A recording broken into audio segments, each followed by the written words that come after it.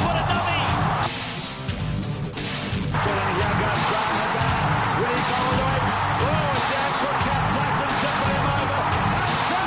Welcome back to the Fantasy Rugby Draft Podcast. Thanks for downloading and listening. I'm Bruce Wilkinson, and joining me again in the booth is the man primarily made of moss, Nathan Mossman. How are you, sir?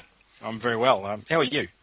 Yeah, super. Box of fluffies. I feel we don't take the time to sort of ask you how you are. And, I'm not paid to. You're the analyst in the sea. Everyone wants to hear from you, so I figure we'll get the mood on the street at your house, and then we'll move on. That's a scary thought, but yeah. Anyway, we're recording this on Monday after the second round of Super Rugby games. We'll review Gameweek. We'll look at some free agents as well and try and recommend a few in the various positions that have performed over the weekends or ones that perhaps have not lived up to expectations. And then we'll also just quickly touch on at the very end who the top managers are for the week and who's leading and which leagues are the strongest. And a bit of admin, you can follow us on Twitter at Fantasy Rug Draft, that's Fantasy AUG Draft, or drop us a note at support@fantasyrugbydraft.com. Mossman's on at Nathan Mossman, so he'll abuse his way. Reviews, be great if you could take the time to jump on iTunes and SoundCloud. I don't think SoundCloud actually have. I think the iTunes one is more akin to the review style, and that's really good to get us up the charts and to get people listening and to get people engaging with the show. We really enjoy it, and it also, as I mentioned in previous pods, it kind of spreads that web just a little bit wider, and we've picked up some really good bits, not least some Spanish translators that's helped us out with a few Jags injuries like Tuchelets. It's been really useful. Well, you assume that's what they've been telling you. That's a really good point. Well, they could have been telling you anything. That's a really good point. I don't know that. Like the people who go to Thailand and get some sort of Chinese tattoo and they think it says, the symbol for fire, and it actually says like supermarket or something instead. Yeah, that's right. I had a similar incident when I was in London. I was in a club wearing a vest, and it had Japanese writing on the front. And I won't tell you what it says, but a Japanese man took affront to it, and I didn't wear the shirt for the rest of the life. It was in the bin. Fair play. Yeah, hit a similar situation. Let's crack into it. Crusaders Blues first up. We should start it on a positive note. Richie Mwanga picked up a lot of points. You watched this.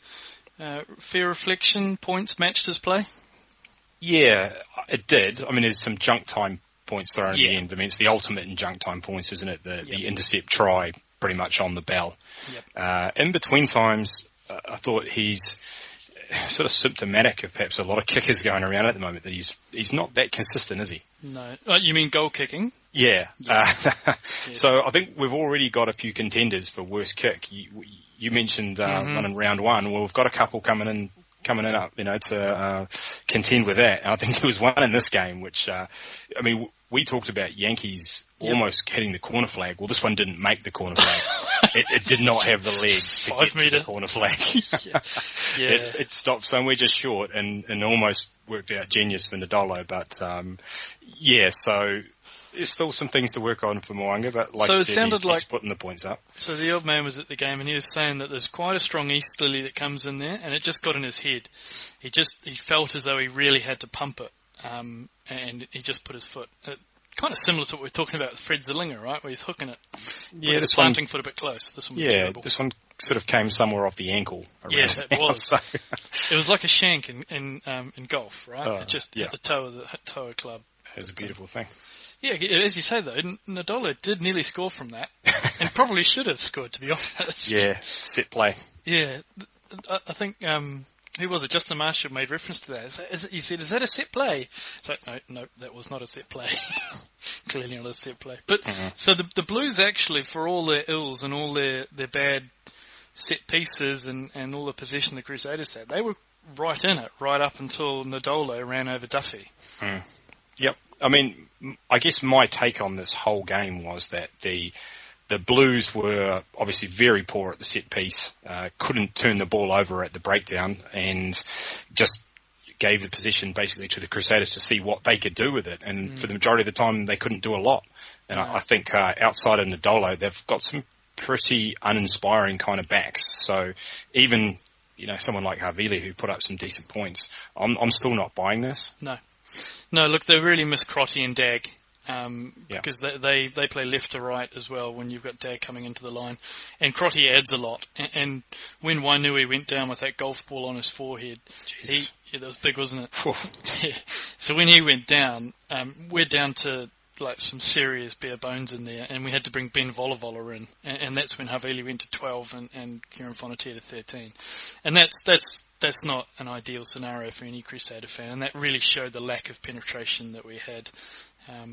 But yeah, as I say, I think Mwanga does set a good backline. Ben Volavola scares the hell out of me. I kind of get the feeling that the Blues got what they kind of, you reap what you sow. Mm-hmm. If you trot out the team line and everyone's going to get it, it's a squad game, that's fine, but you live with these consequences of, there was a backline move that McGann tried to execute in the second half, I think it was, in the second half, with some sort of complicated wraparound that just showed how not on the same page they were. It was just, I've got a note here around Moala and Ranger to ask you what you do. So instead of me kind of leading the witness, what do you think about those two? No, I'm not worried about those two. I think definitely better days are ahead, and let's see what happens when the Blues get their strongest lineup out, if Tana knows what that is. So no, I'm almost not reading too much into it at this point. I'm of the same. I've got Moala will come good written down here. There's some signs in there, and I think with West inside him, they'll sort a bit out there. And I think Ranger will too, but I think for different reasons. It looks like Ranger might just be a little bit off the pace. He doesn't look like he's quite match fit yet, whereas Moala does look like he's running into everything, and it's just a bit of a system breakdown at the moment, the reason he's not getting those points. Ranger does seem like it's a personal thing as well as the backline not gelling. He got penalised a couple of times, and he looked like he was puffing quite extensively at the end there, shall we say? If we start looking at big scorers like Nadola and Mwanga, we probably have to look at the biggest dud of the. Well, I want to say the weekend, but maybe it was the weekend if you look at how many lineups he was in. But Matt Duffy, he only really saw two bits of play, and one was a pretty terrible kick, and another one was getting shunted back 15 yards in the air from Nadolo. Oh, you missed the that kind of shovel pass that went out of play. Oh, that was good, yes. Yeah, that was a good one too. So, so it made the highlight reel, possibly not for the right reasons. So, yeah, this was pretty ordinary, but I almost felt sorry for him in a way. Like I did. It wasn't necessarily all his fault. Like he must be kind of wondering what he's got himself into. But I don't know what to make of this. You would think that if Vicini is fit, he's going to get back in here based on what we've seen. Yeah, absolutely. And it was a bit of a shame that we had Milani Nanai bracketed all the way up and we didn't get any news. So a lot of managers had to move away from him and didn't take the risk. And it probably paid off anyway because he wasn't a high scorer. I guess from an overall perspective, looking at points in derbies, fantasy rugby draft points in derbies, and we'll get to a few more later on. I think if you're making a decision between a player that's playing in a derby or a match that's potentially like a Chiefs Lions or a Sunwolves Cheetahs or something like that, I think that might be a deciding factor. Are you starting to kind of get that feeling with these derby matches, the Waratahs Brumbies and the Hurricanes Highlanders type thing? Yeah, I think we've always traditionally felt that they were lower scoring affairs. I think there's just a little bit less intensity in the other games, and that can sometimes lead to a bit of a shootout. We've seen, at least one of those this weekend anyway. Yeah, and back to your boy, but Johnny Makalai, he was not far off having a pretty good performance from a fantasy perspective. He bombed a try there at one point. He probably should have passed to a couple of outsides, but more good things from him. It looks like he's got that spot. Yeah, I don't see any reason why he won't prosper if moving forward, especially if they start to get some of their personnel back and get a bit more creative inside. Yeah, I think the player that I was very impressed with, it doesn't necessarily, actually it did translate to fantasy rugby draft points, but I don't think it's a long-term solution by any stretch of the imagination, is Jimmy Tupou. He made a big, big difference when he came on, carting that ball up. Not to say Scott Barrett wasn't good, but he was punching a lot of wide marks, and he was him and Taufua were getting over that gain line, and were making up for the lack of midfield penetration that the Crusaders actually had. So I think, he scored 15 points, and most of that was from an assist, but He was very, very good. Yeah, I'd agree with that, but I think at the same time the Blues had done a hell of a lot of defending by that point, and I just wondered whether perhaps the hard work had already been done by the time he came on. And it'd be a brave man to start a fantasy rugby draft lock that actually starts off the bench as well. Stroke of genius. Yeah, wouldn't it be? Anything more from this? I guess Blake Gibson came back down to earth a little bit. Yeah, and I think one of the reasons was that he's probably not necessarily that genuine fetcher that perhaps we were questioning whether he was. Looked pretty ineffective at the breakdown. Yeah, he did. I think he was asked to do a lot more than that in this because they were getting beaten. They were going backwards. They were always on their heels. So I guess we'll wait and see. Yeah, I guess just generally that this game probably threw up more questions than it did answers. I saw a note in an article tonight about Charlie Faumuina's hamstring. Have you seen that? Seen that written that that's the reason why Tana's not giving him the minutes? No, I haven't seen that written, but geez, they did look significantly better once he came on and I guess West came on. So yeah, I think if Tana was looking for any more clear indication of what he needs to do, then he might have seen it there. Well, I'm starting to wonder if this was, how do I say that? It was being wise after the fact a little bit by saying, well, this is the reason why I didn't start with Faumuina. Of course I would have, but I'm managing his minutes for his hamstring. So I just don't know if he was being smart after the fact or if it's actually managing his minutes in terms of the hamstring.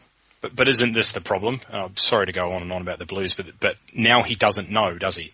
He doesn't know if the guys that he brought on off the bench made that difference, or was that just a coincidence? And he, so he's almost got himself a quandary. Like he has to bring back those other guys, but he never really gave the other guys a chance either. So he's sort of learnt nothing from this. I agree. I don't. Yeah, I didn't agree with what he did initially, and as I say, the Crusaders were there to be beaten. You've mentioned how sterile they looked in attack, minus Nadola and a couple of bits of genius from Moanga, but yeah, they were there for the taking, and that certainly isn't a cauldron down in Christchurch yet. But all that said, good performance from the Crusaders, very, very clinical, very workmanlike, and got the points. Waratahs Brumbies, this again was very much a derby match. I guess the star performer in this one was Christian Lealiifano. Looked good. Yeah, I knew he was going to play well because I benched him in a league for Robert Dupree. That is how fantasy works too. It is absolutely how it works. No, yeah, he looked good and ran, looked good running too, which we sort of haven't seen. Well, we didn't see in the first game. Took his try well, didn't he? Yeah, he did. Yeah, showed good feet. And he's a good all-round player. I don't think there's not too much of a surprise there. No, there's not. No, he's a solid player. Another player that kind of, I guess, didn't perform as expected last week, but came back is Joe Tamani. Sweet pass at the very end to get that try. Yep. And it's, the Brumbies are the Brumbies. It's probably something we said it numerous other times last season. It's pick all your Brumbies. It is. Yeah, it's becoming a bit of a catchphrase, isn't it? From Kurandrani, Spate, Tamani, Cabelli, Lealiifano, Pocock, front row. Yep. Yeah, there aren't many players. Itavao almost in that breath as well. He's probably the only person you'd stop and think about the decision on, but everyone else you just plug and play. That's right. Yep. Aiden Toa, he was a bit better. He was pretty terrible for Lau's try, admittedly, but overall, I thought it was a much more confident than it was last week anyway. Yep. Not a hell of a lot of points, 7 or 8 points out of it. But. No, he didn't show you up, which is disappointing. Yeah, that is disappointing. So I think I was trying to have a figure about this. 7 or 8, I think you'd be happy with as your third outside back. It's probably about par. Obviously, you want more, and you want all your outside backs to score what Bjorn Basong did, but I think if you get 7, I think, as you said, you're not going to be unhappy with it. Waratahs, the only real note that I have here is around Gibbo's construction of his bench. So he went in with a 5-2, and I believe he did that in the first game as well, so 5 forwards, 2 backs. and the knowledge that Phipps was going to go and switch onto the wing at some point if he needed to, if there were injuries. And there were injuries, and he played quite a significant part of the game on the wing. So, not for nothing, but I think for those who are Phipps owners or those who see Phipps out there at free agency, if Gibbo is going to persist with his 5-2 and only have 2 backs on the bench, I think there's a little bit more value, a little upside in Phipps. So you didn't start Leo Lefano, but I imagine a few folks out there did, and I'm almost certain there'll be one person that lost by less than 2 points, and they can thank Matt Tamua for drop kicking the last try over instead of Leo Lefano kicking their conversion. Clearly fantasy hasn't quite made its way up to Canberra yet. Alright, move on to your beloved... Anything more from the Waratahs Brumbies? I think it was fairly straightforward on this. I think it was too, yeah. So that was good. Yeah, surprise, surprise, for those good. Yeah, I think they'll be happy to see Foley back when he's back. Absolutely. Eventually, though. Yeah. I was a bit surprised how many points Beale didn't score. Yeah. I think we're all hailing him as a midfielder shifting in, playing that fly half position, kicking goals. Didn't really come to fruition this time. No. All right, moving on to Chiefs Lions, 5 o'clock kickoff. Running rugby, they say. Sure was. Yeah. Goodness no gracious. So I've got a couple of questions here that I want to throw at you because I didn't see this match, I only saw the highlights. Where do you rank Cruden and fly halves for the rest of the year? Well, this is another tricky one. I've been thinking a little bit about this, and I'm just surely there has to come a point where he takes the kicking duties back. See, I think so too. And the reason is this guy is somebody who's, well, he's a senior member of that Chiefs team, but he's gunning to be the All Black first 5, right? And he's not going to be able to do that unless he's kicking goals. Yep. And I'm sure that at some point, it will come. He's not going to be satisfied doing that. And I don't think that Damien McKenzie's anything special as a goal kicker anyway. He's pretty much sort of just run of the mill, I guess, in that department. So I think eventually that will happen. But the question is when? And I did actually see a quote from Cruden, and he said that, and it was a difficult one because it can't be talking about this week because he talked about taking the first kick and missing it, and then just decided that, Damien's hitting them better than I am, so I'll let him take the kicks. Now, maybe that was early on in week 1, and because I didn't see the start of that match. Do you remember if he took the first shot? Cruden? Yeah. Maybe he was talking about pre-season then. No. Mackenzie took the long one first up. Okay. And I think that's what Cruden was referring to. You hit it well. And Mackenzie took the first one because I thought, okay, long range. Right. And then when he took one that was a lot closer, I was like, all right, well, that goes that theory out the window. Okay. Oh, I should see if I could dig up where he said this, but it kind of implied that he'd taken a shot and missed it, right, and then sort of decided, okay, well, I'm not hitting them that well, you're hitting them better, you take it. So I don't know if that was pre-season or if it was training, but yeah, so it's just sort of implied it's just something that perhaps he's still working on it. Perhaps it's something he's still trying to get a feel for, get back into some form. But definitely from the way he was speaking, didn't sound like it was, Damien's the goal kicker. I'm taking that back seat. Maybe he was referring to the rest of his previously this whole career. He's just not hitting them very well.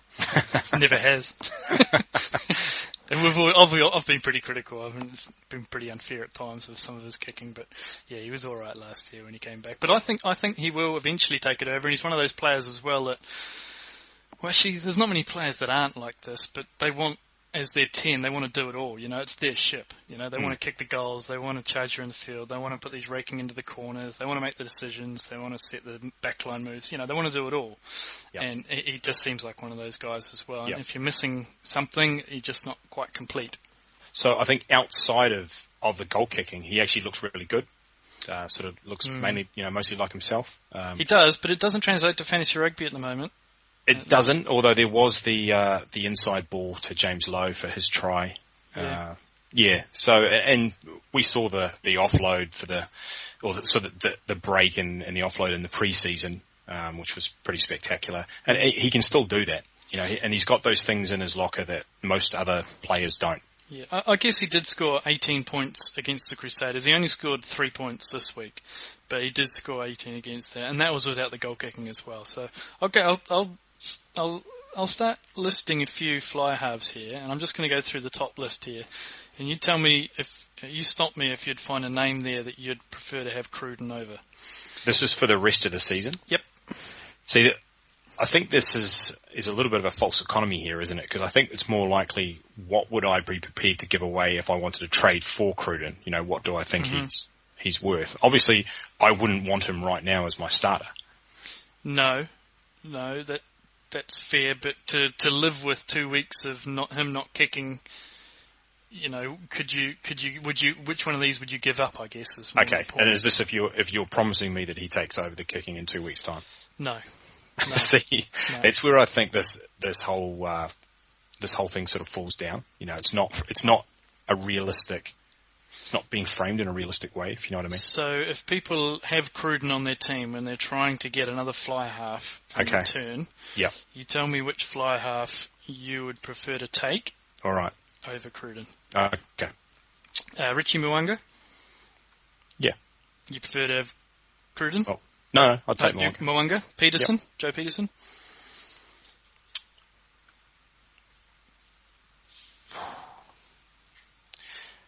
Yeah, that's a tough one. I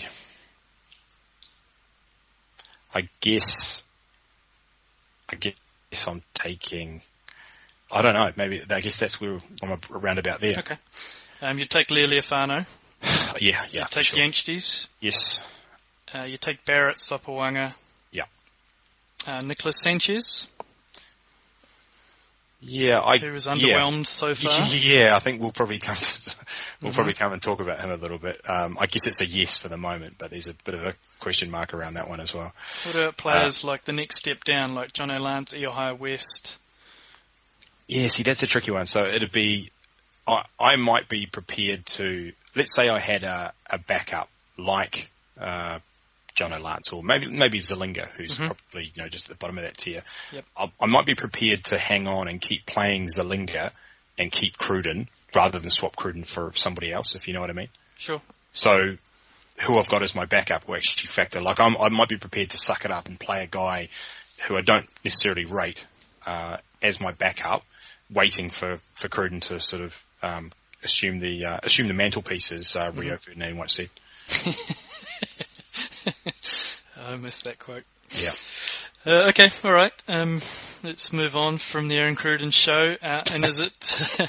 It's Damien McKenzie's world, right? And we're just living in it. Yeah, I sort of felt like I needed my lawyer here for that discussion, and maybe you should have brought yours. Eventually, we'd agree on terms and that's right. Move on. So, Damien McKenzie. I kind of see why he's smiling now, because he's just really good and he knows it. Yeah, that's right. He's on a different level, right? Yeah, he's a special talent, that's for sure.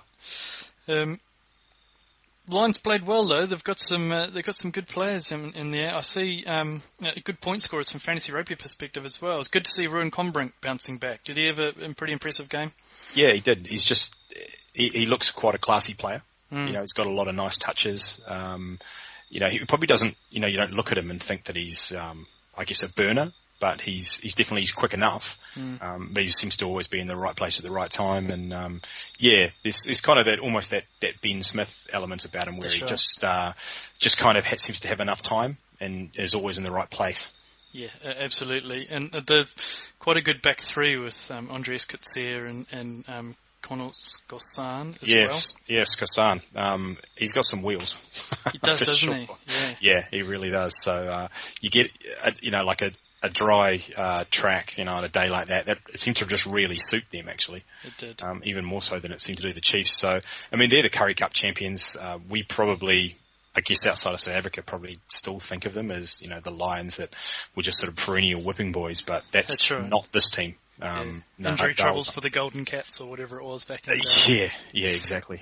No, they'll put up a lot of points, I think, this season. So there's a lot of fantasy goodness in that team. Really good team. We've loved watching this team from last year and see the progression they've made to Super Rugby. They obviously feel as though they've got a real good shot now, and not many people in this country batted an eyelid to the Lions. There wasn't much of analysis gone down in this game, but that back three, and I tell you what, the front, the loose forwards, but the front row as well. I don't know if you picked up on it, but Malcolm Marks and is it Dylan Smith? These guys, you remember the day, and a lot of players, a lot of teams still have it. The props and the hookers still have a bit of a belly on them. They've got a bit of substance, big boot, and that type of thing. These guys are cut from marble, like especially Dylan Smith. He's a big meat. He's just a very impressive physical. He's just a solid block. He's incredible. He's got wheels as well. Yeah, him and Marks, really good. No, there's actually not a lot of weaknesses in that team. No, absolutely agree. And so, where would you put the Lions front row then? I guess if you talk about, and I won't pin you down and ask you to rank them, but in some order, I guess you've got Jags, Hurricanes, and Brumbies. Would you put Lions as the next one there? It's hard to think of another front row that sort of deserves to be in that conversation. Yeah, that's right. Maybe the Blues when they've got their full strength sort of team out there. That's right. And Cheetah's been pretty good for the first two, but I'm not sure that's a long-term solution. I really like the way that they've got good depth coming off the bench as well. Actually, speaking of front rows, and I apologise to everybody for going back to the Blues game, but I don't know, you didn't see it, did you? Which, the Crusaders game? Yeah. Yeah, I did. Yeah. Oh, you did see it. I don't know if you caught, it was late in the game and the Crusaders had kicked the ball sort of down to the Blues end. Oh no, sorry, the Blues had kicked down Crusaders end for a line out, and just at the camera, you could see just in the distance, like Mo'unga just sort of trotting down to where the line out was going to be, and James Parsons sort of trundling out, and their paths crossed, and he just absolutely axed him, mate. And it was just like, I just thought it was straight out of the Sean Fitzpatrick playbook. It wasn't designed to hurt him, it was just designed to piss him off. Yeah, that's right. Yeah, it was just so unnecessary, swinging. It just made me laugh. No, absolutely saw that. And Mo'unga sort of got up and looked at but he'd done it perfectly because no one was looking in that direction. No. And Mo'unga just walked past him with a smile on his face. He did, yeah. I'm sure they probably played together at some age grade somewhere along the line as well. From the Chiefs' point of view, I guess really good to see James Lowe again. I say again, I thought he played quite well against the Crusaders, just didn't translate to points. But he got on the score sheet and did well with fantasy rugby. That kind of showed through the game as well. Was he getting himself more involved, or just happened to go his way this game? No, I think all of the Chiefs' backline looked fairly likely the whole way through the game. It was one of those games where there was points on offer for both teams, and I think the scoreboard reflects that. Yeah, absolutely. And what about my project, Seta Tamanavalu? How did he get on? He's starting to come good. I've got one of my teams, and I've actually got quite big raps on him this season as well. So I guess we always thought that if he got a decent shot at it, that he'd be able to take it, and that sort of seems he's very strong runner. It just kind of felt as though he had to find his feet, right? It just felt as though as soon as he got comfortable, he felt like he was a little bit overawed last season for some reason. Maybe Sonny Bill coming in was a bit starched. I don't know. Who knows what he's thinking. It could have been one of those things. Maybe he felt the pressure to try and perform because he knew there was competition for spots, whereas now it's like, okay, well you've got time to sort of settle in, and his hands seem better, and his decision making probably a little bit better as well. So I saw news out of Africa this morning that Harold Vorster's gone back with a knee injury just as he's coming back, which is a bit of a blow, and Lionel Mapo's gone back for his missus having a baby, I believe. Yeah, that's a shame too, because he was pretty good. Yeah, and I would have this. We talked about out-of-derby competitions and games. This Lions-Highlanders match on Friday or Saturday, I don't actually know which day it is, but I suspect it's going to have some points in it. I'm a bit gutted that Marpo and Forster couldn't be part of it. Yeah, for sure. Anything else from this game? I don't think so, no. I saw Weber came on and scored once again. I think Barlow and himself kind of cancelling each other out a little bit. It's sort of a shame that one of them doesn't get more of a shot at it. Because I think if Weber was given that job full time, he'd probably be pretty handy in fantasy rugby draft. Yeah, I think you're probably right too. Did you see his new build? Did you see his upper body? Yeah, it wasn't as obvious as perhaps he might hope. Sure. I guess when you look in the mirror most minutes, it's nothing compared to that. Sure. Hurricanes Highlanders. I didn't get to see this match. I was out at a Karabossi Fire Festival in Auckland. What did you make of it? It was a strange one in the sense that it was quite an exciting match, but relatively low scoring, I guess, and sort of didn't offer up anything new, I guess, from a fantasy perspective, if you know what I mean. Like, we know Barrett's good, we know Sapawanga's good, we know Fekitoa's good. Julius Sevilla was disappointing again, but I think he's probably still got a little bit to go in terms of match fitness, so possibly not reading too much into that yet. It did make me think, though, when we go and we rank players, obviously, and a lot of that is based on their performance, and we know that Barrett has been the highest scorer, and he's the highest in terms of average points as well. But it got me thinking, though, because Sapawanga generally is always subbed off around that 60-minute mark, and they bring on Hayden Parker. And it just made me wonder, like, if Sapawanga was an 80-minute player, that maybe there'd be a question, there'd be an argument there for him being number one. Because he's an awesome all-round player, like, no doubt. So do you think this isn't just, you think it is at 60 minutes, or do you think it's because he's had a bit of a late pre-season and he's coming in these first few games and he's normally subbed off at 70?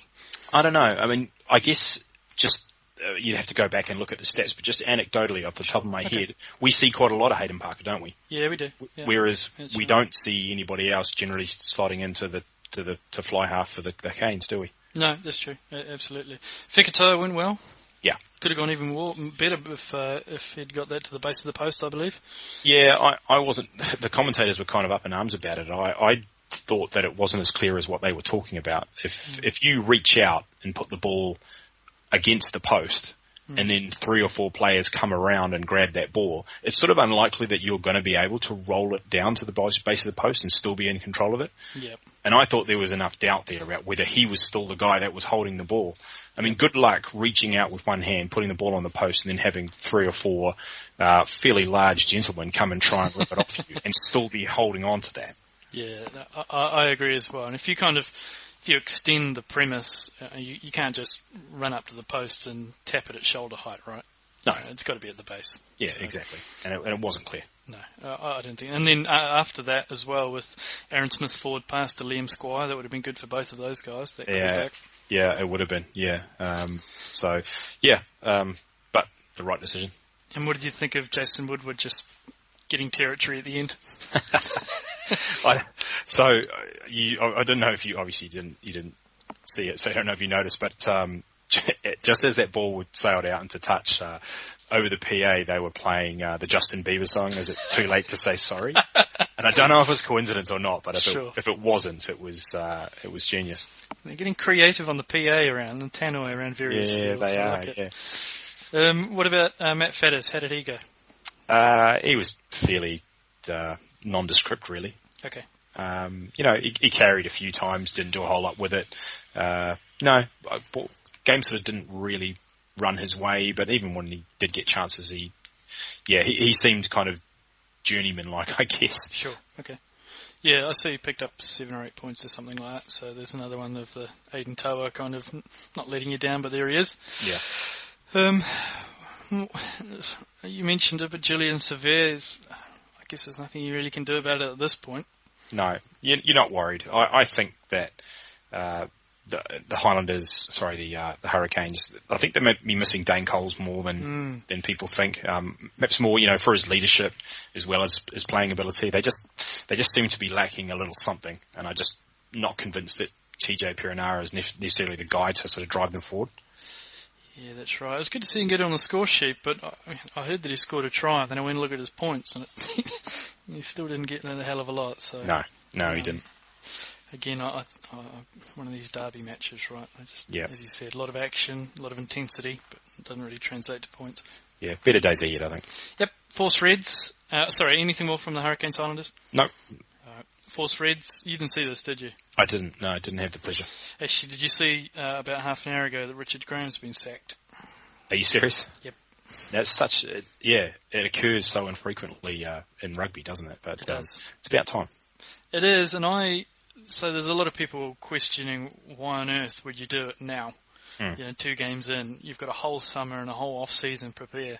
Yeah. And I myself was asking those questions, and I think it has to be down to money. I suspect it has to be something to do with the way that they restructured his contract at the end of last year to have an out clause or to have a cancel clause so that they wouldn't lose money on it. It can't just be on coaching ability, otherwise they would have made that decision in the off season. you're right. There might have been something in there where if he coached for 10 games this season, he was entitled to a certain amount of money, or it made it harder for them to get rid of them, something like that. Yeah, that's right. On the Reds themselves, a few concerns here. They look pretty inept.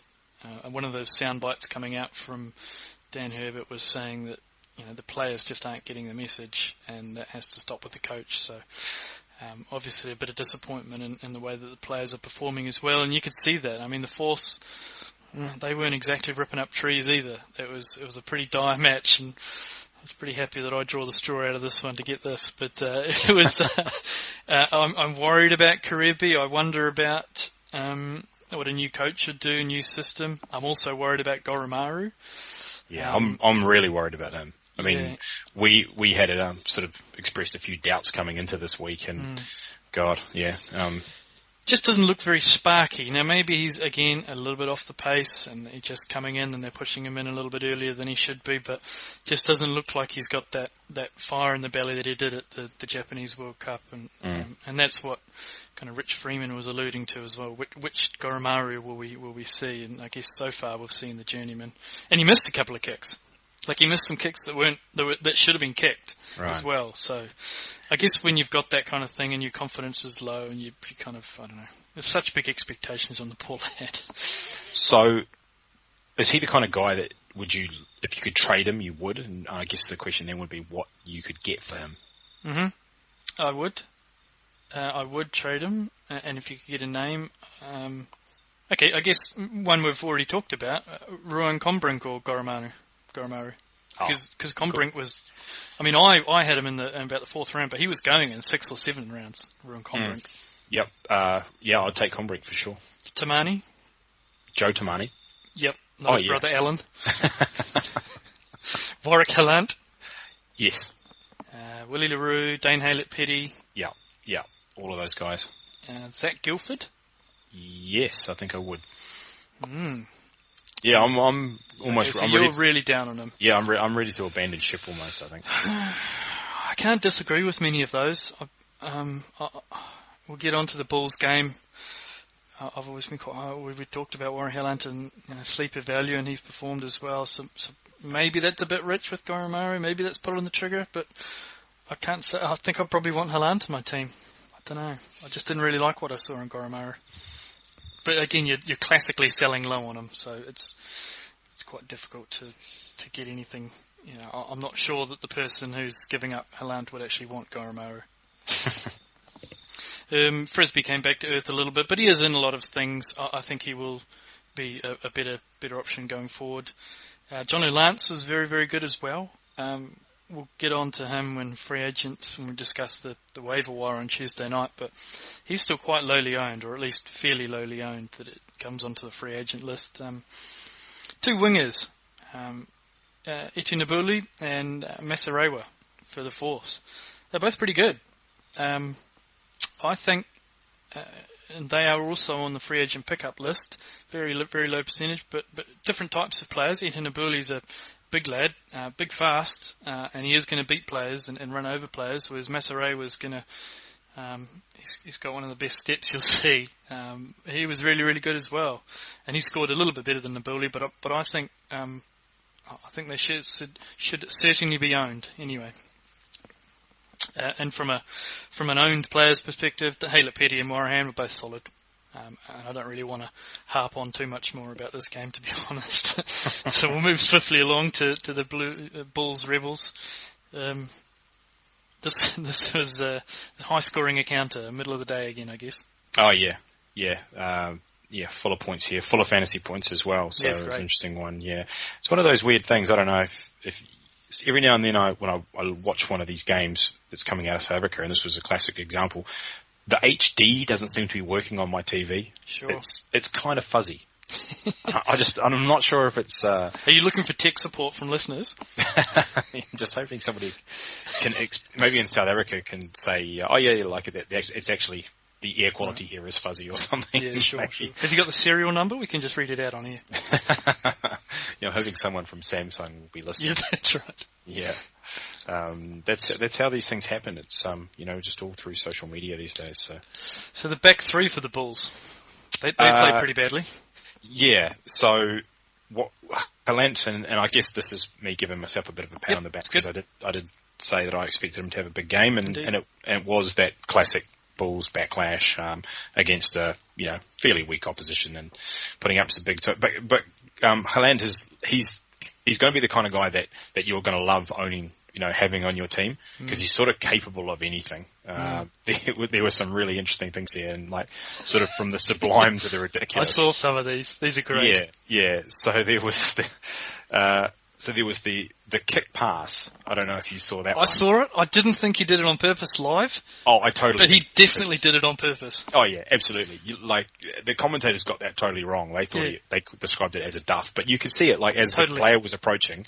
He sort of out of the corner of his eye, you can see he knows he's there, and it's just on the outside of the boot. It was awesome. Yeah, it was fantastic. He passed it to him. He just shimmied his foot to the right. Yeah, and I guess kind of unnecessary, because I was thinking about it, why didn't you just pass? Exactly. so I like that. I like the invention. Been to the Carlos Spencer School of rugby. Exactly. But I guess the other one that you probably saw as well was the one where he just kicked it straight up. Who was it?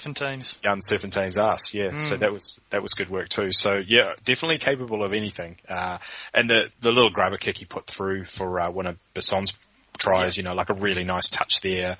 The interesting thing is he put up, massive points, 30 or something, but he actually didn't chance his arm that much from the back. I agree. I saw that too. Yeah. So I think there's potential for a lot more, and I guess he'll have days where he kind of fluffs his lines and stuff, but I think you'll just enjoy having him on your team, because, he's going to be exciting to watch. So yeah, I'm a big fan actually. I thought he was really good. We haven't seen a back three score 100 points. Starting back three score 100 points in a match before. And we won't see this back three score 100 points again. I wouldn't have thought so. No. So if you're looking at Bjorn Bisson on the waiver wire and you're thinking, yep, there we go, that's the guy I'm going to pick up that's going to help me win my league, he's not that guy. Play just kind of ran his way these days, and we've seen him before. Every now and then he'll put up a game like this, but it wouldn't surprise me if he went 5 games from now without scoring a try. So he scored 2 points in the first match. Yeah. And 43 here. So. Yeah. No, he's a classic boom and bust player. He is. He's very much a luxury. I don't want to tread on the section we have at the very end, but we'll shelve that free agent pickup list for now. Ishmael looked alright as well. Yep. No, he looked handy too. So he's probably, a decent bench player. So who knew they only had to knock out Jesse Creel in training and this would happen? Yeah. So they've been trying to get the ball to him all this time. They did just look a little bit wider. Actually had some players there. I thought Odendahl, he looked busy. He gets involved a lot. I think he's got decent value. He's probably like an unfancied name. Did he have his moustache, his little wispy moustache that he puts on? No, I don't think he did actually. Right. Yeah, he didn't appear to. No, that is a shame. But maybe that was the secret. Gets rid of the mustache and plays a little bit better. But no, I thought he was good, and he might be someone that you could get a sneaky trade in for I don't know, somebody fairly average. Yeah. It might be that, I'm just trying to think whether, let's say you could get Odendahl and give away, say, Vince Arso or someone like that. Sure. Like I'd do that. I'd be quite happy to have Odendahl there. I think he'll be more consistent. Yeah, I guess, is Odendahl going to play 12, or is the N17 plays 12 if Jesse Creel comes back? Or do you think Odendahl goes to the bench? Because every time Odendahl plays, he looks good. Last season as well, end of last season, really good. Yeah. No, that's a good question. I mean, I'm not sure if he was starting in week 1. Yeah, anyway. Sanfontaine was certainly starting week 1, but I don't know. I think you get your ball kicked up your ass and then Odendahl plays like this and maybe things aren't all looking rosy. Or maybe he's looking for that to happen anyway. But, yeah. So, no, you might be right. I mean, maybe if he's not going to get a start, then he's not someone you want to look at. But if he does, I thought he was decent. Jonas Kirsten? Yeah, this guy, he needs to be owned. And I think he's rising in my estimation among locks.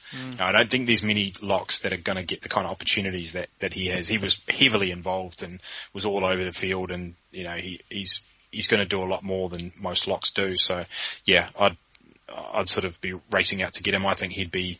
Yeah, it depends on your needs, obviously, but he's somewhere near, I think, the number 1 pickup. if he's still out there. And I'm saying that because the other guys will obviously score more points, but they're scoring points in positions where you've got better options. Whereas I don't think you're going to find, a guy who's at the top of his position. Yep. And I think Kirsten is on the waiver wire. And that's why I say that. And that's what I was going to kind of preface that with, is by saying that I think people who have a pretty good team should pick up Yanis. Yes. But if you don't have a pretty good team, maybe you do want to go somewhere else and look at that outside back or something like that. But people who already have a pretty settled squad and are just looking to improve it in positions like halfback or like lock, this is a great example. No, totally agree. Yep. What about the Rebels? So we had pretty damaging news that Reece Hodge was pulled just before the match. No news at all leading up to it that there was an injury. You didn't hear anything, did you? No, I didn't. No, that was disappointing. Yeah, it was a shame. Yeah. So Debrasini obviously came in, and we talked last week about, what it looks like when he takes over the goal kicking duties, and it looks pretty hit and miss is what it looks like. Goodness gracious. He had some shockers, in here. I think he missed 3 or 4. And a couple of them were real howlers. So I wondered if he just switched off because they were down by so many. And I guess it's not important to be how many points you are close to it. It's important about how many tries. He was just going through the motions. Yeah, possibly, but you wouldn't have thought that would be a good idea for someone who's still relatively new in this league. So absolutely. So some question marks there, and it kind of makes you think, well, if Hodge is there and the coach is watching, then welcome back, Reece. That's exactly what I've got written down. I said those kicks that he missed, that obviously having Joel Stransky in the com box helped a little bit to kind of technically see what he was doing wrong. But I've said that Hodge has probably picked up the most value out of that Rebels game. It's because Debrasini was shanking them everywhere, and they've got the Reds next up at home. Right. So I think that's. I guess we need to learn a little bit more about Hodge's injury, but he's probably someone to just keep on picking up as well. Yeah. Other than that, I think just to finish off, I think Placid has value as long as he gets a start in the team. He's okay, but obviously there's big question marks over whether he will start. And just for a bit of extra comedy value in this match, Adam Thompson attempted putting the ball down. So see that. Yeah, not to be outdone, Warwick Hallant. Yeah. So this game actually, it had a little bit of everything. It did. And you're not going to do much about Ben Meehan. It's Nick Serzaka's job, isn't it? Yeah, it is. Yeah. I think he's the captain, isn't he? Yeah, that's right. It makes it unlikely. It's a shame, isn't it? You wonder if the coach is going, did anyone actually pick up that I made Serzaka the captain? Can I change that now? Has anyone got that written down? Yeah, delete that off Twitter. Yeah, exactly. All right, Cheetahs Stormers. I guess the big talking point is Dupree's injury. Yeah. So I didn't see this game, but as a Dupree owner, tell me I have nothing to be worried about. No, you have something to be worried about. Oh dear. Yeah, it didn't look good. The commentators were talking about it looking a lot worse than I thought. There was one bit, so it was a knee. Sorry, I should make that clear to start with. And he wasn't stretchered off, but he was helped off the field with his knee kind of bent. There is an outside chance it might just be a cork because the knee of the opposition player came in just at the same time as his leg was getting flung round. So there is a chance that it may not be as bad as it looks as he's coming off, but it did look pretty bad. Okay. Which is great coming into our first set of buys. Just when you've got Dupree on your bench or you've got options, it gets taken away from you. So right. all of a sudden people are going to be looking at our boy Kurt Coleman. I say our boy Kurt Coleman with my tongue firmly entrenched in my cheek. Yeah, he's Andrew's boy, Andrew from That's right. Fantasy Rugby Scout. Big fan. Huge fan, absolutely. I think he did actually look okay, to be fair to Kurt Coleman, when he came on, kicked a goal and steered them around the paddock okay. But I think the biggest surprise for me for this game is how tight it actually was. The Cheetahs, I said there weren't many tackling bags at pre-season training. I suspect there was nothing else but tackling bags in this last week. There was no balls at training. These guys played really well. They lifted a hell of a lot. And they played a good game. And they were in this game to quite late on in the piece. Took a couple of little bits of genius to get there, but they looked okay. Francois Venter, again, just putting up points all day. most of it came from a try from a bust, but again, really, really good. Raymond Rule was consistent. He looks like he's got a little bit about him this season. He looks like he wants to get a bit more involved. Sometimes you know how you see Raymond and he just he doesn't really factor in a lot of games, but he's a lot more prominent when you watch the games now. No, he's got you fooled. He does have me fooled. You've been drinking the Kool-Aid, no. And they've got the Sunwolves next week as well, so wait for a bold prediction on Thursday. Did he swing a pocket watch in front of your eyes and he may have tell you to stare at it for a little bit? Yeah, absolutely. Yeah, I just like the 2 R's. It's always strong when you have 2 R's. Raymond Rule. It's like Soccer Saturday. Eden Etzebeth, again, really, really strong. I think we mentioned on Thursday that he'd be a good option. I don't think there's too many surprises there that he was good, but sometimes when you play lock, it doesn't necessarily translate to fantasy rugby, but he did. He got 14. Charles and Colby was okay.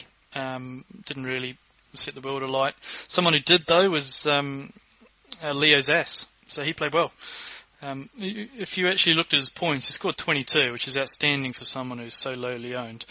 But he's a classic finisher. The Stormers do like to have shoehorn their players, their midfielders or their fly-offs or their kind of unnatural into their wingers. Leo looks like a finisher. He's fast, he's swift, and he's got a bit about him. He finished the try. There wasn't much he did for his try, but there was a break in the second half. And as I say, he didn't actually do a hell of a lot, but he picked up 22 points not doing a hell of a lot. So he's high on my pickup list, again, for free agent. Certainly, as long as Cobus van Veek's out. And to be honest, I don't know, the way he played, even when Cobus van Veek came out, there's going to be a decision from Robbie Fleck. Not Shea, very good, very industrious, ran the ball well and deserved his try. If you're struggling for a loose forward to pick up, he was very, very impressive. That's probably all I have for the Cheetahs Stormers, though. Did you have any questions, or did you see any aberrations in fantasy points or anything that you wanted to question? No, obviously the Dupree thing, and I was interested in Zass too. So, but a few people did pick up on that and actually did pick him up. Yeah. So yeah, there'll be a few leagues where he's not available, but I guess we'll sort of talk about where he ranks amongst pickups.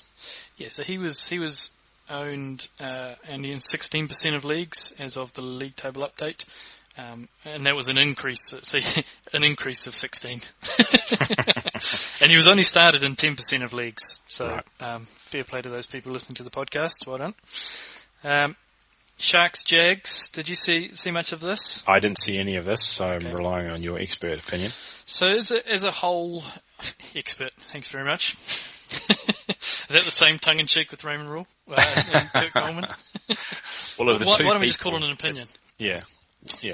Well, of the two people who are talking on this podcast, only one of us saw it, so that makes you the expert. That is the expert, that's true. Time on the couch. I guess from a Jags perspective, just painting them all with a brush, I think once they get back to Argentina, they've got a few things to sort out, but I think there'll be better things to come. They didn't disappoint you, a lot of the players. Cordero at 15 got just into double figures. Same thing with Sanchez. Nothing great. They played okay. They had a good chance to actually beat the Sharks, but they've got a big problem with discipline, and they've got a really big problem with their set play defence. So their mauls defence from line out is non-existent. They were trying all sorts of variations on sacking and not engaging, and they got it right once out of about 15 times, and you saw that translated in Marcel Kitsia getting all the points he did. I think Cordero at 15 scored one of the better tries you'll see. He's put his jet shoes on and just, I don't know if Odwin Ngani just didn't know that he was there, but he just flew past him. And I always thought that Ndingani was pretty rapid, but I guess maybe he's a little bit longer in the tooth nowadays. But I guess from a general perspective, I'm holding on to my Jags. I'm not doing much about it. Tuchelet was injured before the match, so Cordero had to shift to there. Tuchelet looked like he might be back next week, but sorry, not next week because they've got the bye, but the week after that. So I think it was just a little bit of wrapping him in cotton wool. I mentioned it, Marcel Kitsia, really, really good. Not just in the boot of the maul either. He was immense around the paddock, and he's pushing to be in that top tier in that discussion. I'm trying to think if I'd have Pocock or him. Pocock's played too. I'm tempted to play Coetzee at this stage. He was very impressive performance. And I guess the other two is Joe Peterson. He played really, really well, and it showed at Fantasy Rugby points. He, again, is knocking on that door to be in that top tier of fly halves. There's not many that I would take over him at the moment, especially on that performance. Now let's see what happens once they start touring. But yeah, and Willie LaRue was serviceable, I guess. And that's probably all I really have to kind of draw a line through that. I guess, as I say, just let's wait and see with the Jags what they come out with after the bye. I thought it was a bit tough on them to start brand new franchise on the road like that, but I guess they figured that they'd be good for it. Right, let's get into a few free agent pickups. So let's preface this conversation to start with that we only really advise you on players that are less than 65% owned in leagues. So there's a chance that he's available in your league. It's no point us saying that Julian Severe is a good pickup because he's not going to be available in your league. So the top scorer in players that were less than 65% owned obviously is Bjorn Basong. I've got about 4 other outside backs that I'd prefer over him. Colonel Skosan is only owned in 26%. Etu Nabuli is 14%. And Masarewa is 5%. And even Ndungadi is 41%. I would put all 4 of those above Bjorn Basong. How say you, Mossman? Yep, totally agree. And I'd have Skosan as 1. Yep, I think that's fair. Yep. So I'm still kind of shaking my head that John O'Lance is still only 40% owned. Yeah, that's crazy. Yeah, it is crazy. It was a big increase of 24% from last week, but he's still only 40% owned. We mentioned him in the Stormers game, but Leo Zass, he's only owned in 16%. He's a must-add. I suspect he might even, with the way that midfielders are going with Moala, Ranger, Karevi, Juan Martin Hernandez, Naivalu, the way that midfielders are going, I think he's certainly someone to have, and I'd be tempted to put him as number 1, just on the chance that he may actually have that starting winger berth. Now, I don't know that for sure, but in terms of players that really, really attract me on this list, he's the one that's got the upside. Absolutely. Does the Jags centre-cum winger Buffelli feature on your list? Yes, he does. So he's 27% owned. He scored 15 points this week. So he was an increase of 8%. But I agree. He started off really well too. He took his try quite well. He wasn't actually involved as much as his mate on the other wing, Matthias Orlando. Orlando was in a lot more of the game, but Buffelli looks a bit like Paul Hoff, if you remember him, the old rugby league player. He's got rangy. That's right, big long strides, and takes a little bit to get into his top gear. But no, he looked pretty good as well. So he's 20%. That's a good one. Yep. I just thought that another guy, who's actually scored in back-to-back weeks and probably deserves a look somewhere. Yeah, there's obviously Ben Meehan here. I'm not going to advise that, but Nick Phipps is only 54% owned. I think he should be owned in most leagues as well. Yep. Now, did you ever look at this list? Yanis Kirsten is 14% owned, so that's probably a big one that we need to pull out. Yeah, that's absolutely. The highest one. Yep. And he was only started in 7%. So no, I think that has to change next week, and it's exactly as you suggested. If you've got a decent team, and you don't really need any additions in any other positions, then chances are, he can add something to you at the lock position. So the top managers through 2 game weeks is the top manager is Hamish Wilson from the Sharpie Cup. Well done, sir. And then it's Andrew Bartlett, Reece Labuskakny, Ray Edmonds, and Bevan Smith coming and rounding out the top 5. Oh, Smitty, eh? Yeah, he chimes in there, although I believe he's going away at the moment in lack of Wi-Fi, so let's see him plummet down the table. Oh, he'll find a way. He'll find a way. Good players do. Good players always do. But the number 1 league again for 2 weeks in a row is the Shiva Bowl. Well done. That's headed up by our favourite Maureen Allen. She's whipping the boys over there. We love the Shiva Bowl. Yeah, we do love the Shiva Bowl. Number 2 is the other league, and number 3 is Fence Pants.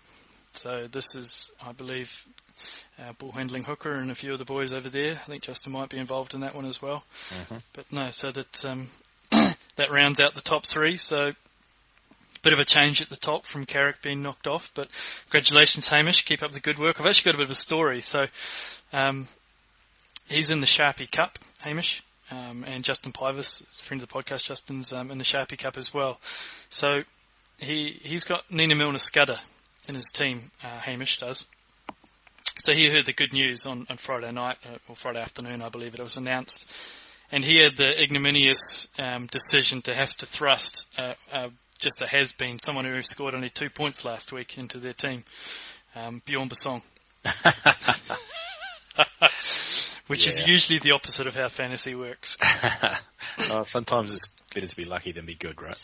Well, by all accounts, this guy picked up the Sacco last year. He was last in the Sharpie Cup, so right. Worst to first at the moment. Yeah. Well, speaking of people at the other end of the table, just thought I'd give a mention to a good friend, the Mayor of Coochertown, who put up a scarcely creditable 40 points, I think, wasn't it, in one of these leagues. That was with a full team, I believe, playing as well. So, well done, Hank.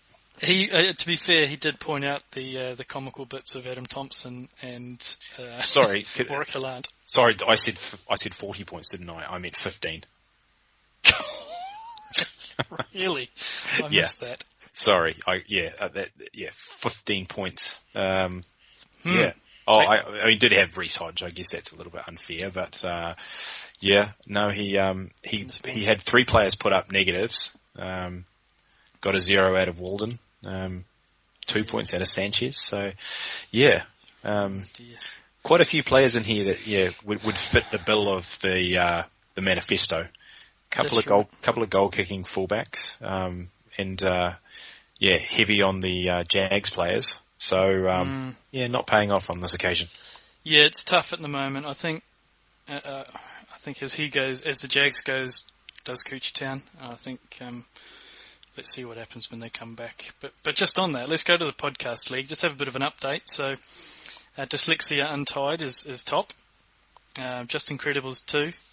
El Chapo 3, and to round out is Bucks Lost Nut, which I believe is Ed Pie. Fairly competitive league at the moment. Yep, yeah, it sure is. Yeah, so 3 undefeated teams, but all teams putting up pretty reasonable points. Yeah, that's right. I was going to say. I mean, even if you look at, Combe obviously has had a bit of unlucky with a few players that he drafted, but he'll right the ship. But if you look at the rest of the points against, there's some pretty big scores in there, which you can always see as a bit of luck. Yep. All right. Anything more you want to pull out from the weekend? No, not particularly. I struggled a little bit and had some big scores put up against me, but that kind of just went with the whole flavour of my weekend with the Warriors losing, the Chiefs losing, the Breakers losing, Arsenal not losing but may as well have lost. So great sporting weekend for me. Francis Coquelin losing. Yeah. Leicester winning. All right, that's about all the time we have for today. Thanks for downloading and listening. I'm Bruce Wilkinson. He's Nathan Mossman. Happy birthday, Mum. Out to your pedo.